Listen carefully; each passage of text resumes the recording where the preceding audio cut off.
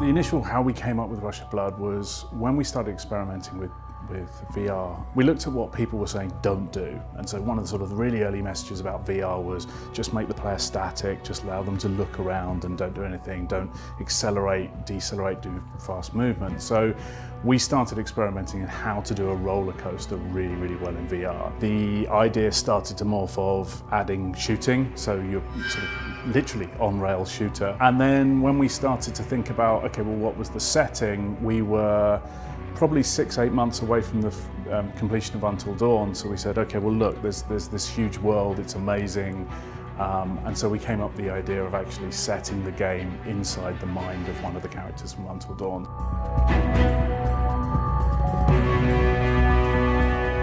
You know, there's a story there, and it's a self-contained storyline. If you understand Until Dawn, you'll immediately start to pick up on the cues, the locations, the characters, but fundamentally it works brilliantly as just this sort of really crazy, freaky fairground ride. There was a lot of unknowns, really. VR is really new for us. I think it's new for everyone. Figuring out what is scariest in VR was a challenge. I think scares are all about anticipation. It's this kind of contract you have with the player. It's like, you probably know something's going to happen, but you don't know when, you don't know what it's going to be.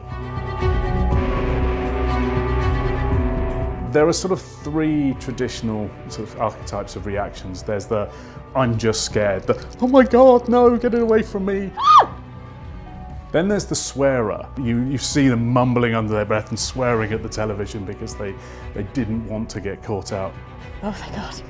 Oh, thank God. And the third person is the completely cool person who just sits there and you watch them and they don't react. And then generally what's weird is they take it off and they go, that was amazing.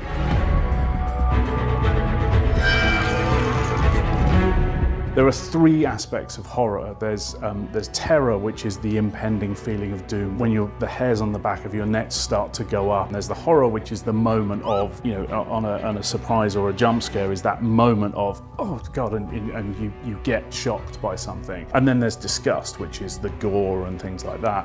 And VR gives us some incredible tools to build up terror, in which case that makes it more likely that we get you with the horror, and it allows us to do a little bit more with the disgust. Oh, what is that? So why should you be excited about Rush of Blood? We really designed it specifically for VR. This isn't a bolt-on thing. We designed it from the ground up to take advantage of PlayStation VR. It's an incredible roller coaster ride into horror from the team that brought you Until Dawn.